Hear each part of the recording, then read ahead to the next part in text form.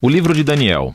A história acontece logo após o primeiro ataque da Babilônia a Jerusalém, quando eles saquearam a cidade e o seu templo e levaram os israelitas ao exílio.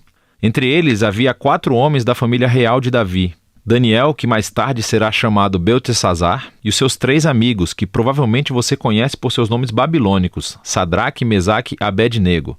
Esse livro fala das suas lutas para manter a esperança na terra dos seus conquistadores. Inicialmente, o conceito do livro parece bastante simples. Os capítulos de 1 a 6 contêm as histórias sobre Daniel e seus amigos na Babilônia, enquanto os capítulos de 7 a 12 contêm as visões de Daniel sobre o futuro. Mas essa estrutura em 2 partes torna-se ainda mais interessante através de outro aspecto do conceito, que é a linguagem do livro. O livro começa em hebraico, a língua dos israelitas, mas os capítulos de 2 a 7 são escritos em aramaico, uma língua relacionada ao hebraico, falada amplamente entre os antigos impérios. Mas depois, nos capítulos de 8 a 12, ele volta ao hebraico. Esse desenho mostra como os capítulos 2 a 7 formam uma seção coerente, mas também destaca a importância dos capítulos 2 a 7 para entender os últimos capítulos do livro. Vamos nos aprofundar. O capítulo 1 apresenta a tensão básica da primeira metade do livro. Daniel e os seus amigos, muito sábios e competentes, são recrutados para servir no palácio do rei da Babilônia.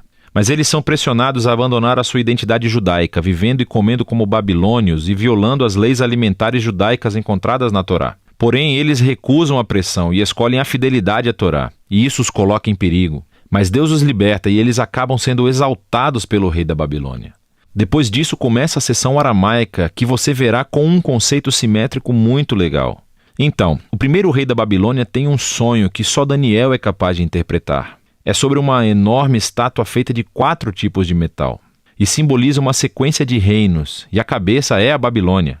Mas uma pedra enorme vem voando e estilhaça a estátua, e ela se torna em uma enorme montanha. Esse sonho é a primeira de muitas visões simbólicas no livro, e apresenta a história básica entre todas elas. Daniel diz que a estátua representa uma sucessão de reinos humanos vindos da Babilônia, e todos eles enchem o mundo de Deus com violência. Mas um dia, o reino de Deus virá e confrontará e tornará humildes os reinos arrogantes deste mundo, e encherá o mundo com a justiça sanadora do reino e governo de Deus. Depois disso, o capítulo 3 conta a famosa história dos 3 amigos de Daniel que se recusam a se curvar e adorar uma estátua enorme de ídolos, que, como a estátua no capítulo 2, representa o rei e o seu poder imperial. E assim os amigos são perseguidos e jogados em uma fornalha ardente. Mas Deus os livra da morte e eles são exaltados pelo rei, que agora reconhece seu Deus como o verdadeiro.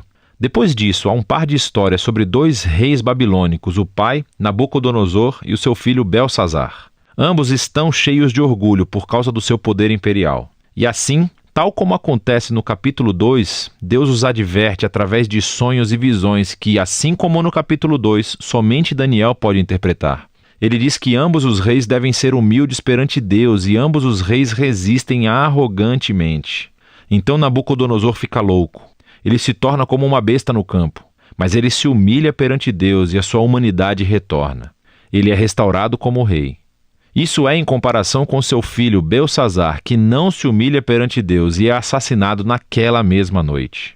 Agora, essas 2 histórias retiram essa imagem dos capítulos 1 e 2 de Gênesis e de Salmos 8, onde os humanos são representados como a imagem real de Deus. Ele lhes deu autoridade para governar as bestas do campo e os pássaros do ar em nome de Deus, que é o verdadeiro rei do mundo. Mas, quando os reinos humanos esquecem isso, quando eles se rebelam e tornam a si mesmos e o seu poder em um Deus, eles tornam-se menos que humanos, como bestas violentas que enfrentarão a justiça de Deus. O que nos leva ao capítulo 6, o par do capítulo 3. E dessa vez é Daniel quem está sendo perseguido, porque se recusa a orar e adorar o rei como um deus. E assim como os amigos, ele é condenado à morte e jogado na toca de um leão. Mas Deus o livra das feras. E tal como aconteceu com seus amigos, o rei exalta Daniel e louva o seu Deus, o que nos leva ao capítulo 7. É o par do capítulo 2 e o centro do livro, onde todos os temas se juntam. É outro sonho, mas dessa vez é de Daniel e, ironicamente, ele não consegue entender o sonho até que um mensageiro angelical explique. Ele vê uma série de 4 bestas, uma como um leão, depois como um urso, depois uma como um leopardo alado. Cada um deles simboliza um reino arrogante. E por último, há uma super besta que é identificada com um império realmente maligno e que tem muitos chifres, um símbolo comum dos reis do Antigo Testamento. E há um chifre específico que é uma imagem de um rei arrogante que se exalta acima de Deus e persegue o povo de Deus. Elas são simbolizadas por uma figura chamada Filho do Homem, que é uma imagem tanto para o povo da aliança de Deus como também para seu rei da linhagem de Davi. Mas de repente Deus, que é chamado de Ancião dos Dias, vem e estabelece o seu trono. Ele destrói a superbesta e exalta o Filho do Homem nas nuvens, onde sobe para sentar-se à direita de Deus e compartilhar o governo de Deus sobre as nações. Podemos olhar para trás agora e ver como todas essas histórias da primeira metade se encaixam. As 3 histórias de fidelidade, apesar da perseguição, destinam-se a oferecer esperança ao povo sofredor de Deus entre as nações. Mas eles sofrem porque os reinos humanos se rebelaram contra Deus e se tornaram bestas.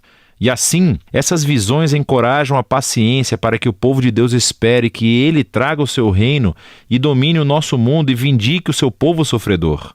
Mas isso levanta a questão sobre quando Deus fará isso. E é isso que essas 3 visões finais exploram. No capítulo 8, Daniel tem outra visão sobre as 2 últimas bestas do capítulo 7. Mas dessa vez, elas são simbolizadas por um bode, que, nos é dito, é a imagem do império dos medos e persas, e depois por uma cabra, que é uma imagem da Grécia Antiga. E de dentro da cabra sai um monte de chifres, um dos quais simboliza o rei maligno do capítulo 7. E nós aprendemos mais sobre ele, que ele atacará Jerusalém e se exaltará acima de Deus e profanará o templo com ídolos. No entanto, no final ele será destruído por Deus, que exaltará o seu povo e o seu reino. Agora, no capítulo 9, Daniel está muito perplexo, especialmente sobre quando tudo isso vai acontecer. E ele então consulta o rolo do profeta Jeremias, onde Deus disse que o exílio de Israel duraria apenas 70 anos. Porém, para Daniel, os 70 anos estão quase acabando, e então ele pede a Deus que cumpra a sua promessa em breve. Mas um anjo vem e informa a ele que o pecado e a rebelião de Israel continuaram.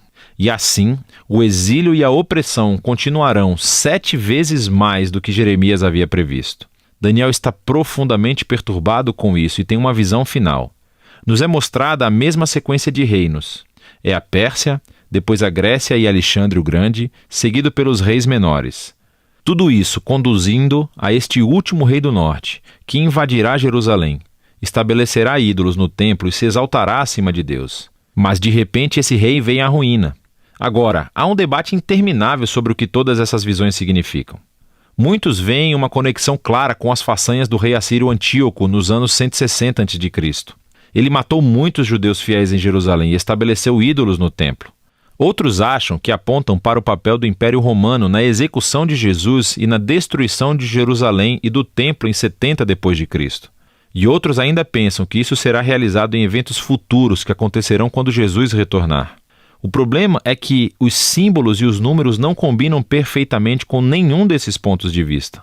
Mas isso abre a possibilidade de que, de alguma maneira, esses pontos de vista estejam corretos. O livro de Daniel foi criado para oferecer esperança às futuras gerações do povo de Deus. Ele cumpriu esse propósito nos dias do Império de Antíoco e tem feito desde então. É por isso que Jesus poderia usar imagens de Daniel para descrever e confrontar os líderes opressores que ele enfrentou em Jerusalém. É por isso que João, o visionário que escreveu o Apocalipse, poderia adaptar as visões de Daniel e aplicá-las a Roma dos seus dias e também a todos os futuros impérios opressivos. E assim, o objetivo de Daniel é que todas as gerações de leitores possam encontrar aqui um padrão e uma promessa. É um padrão que os seres humanos e os seus reinos se tornam bestas violentas quando glorificam o seu próprio poder, quando redefinem o certo e o errado e não reconhecem a Deus como o verdadeiro rei. Mas Daniel também mantém uma promessa de que um dia Deus confrontará a besta. Ele salvará o seu mundo e o seu povo, trazendo o seu reino sobre todas as nações. E assim, para cada geração, esse livro traz uma mensagem de esperança que deve motivar a fidelidade. E é disso que trata o livro de Daniel.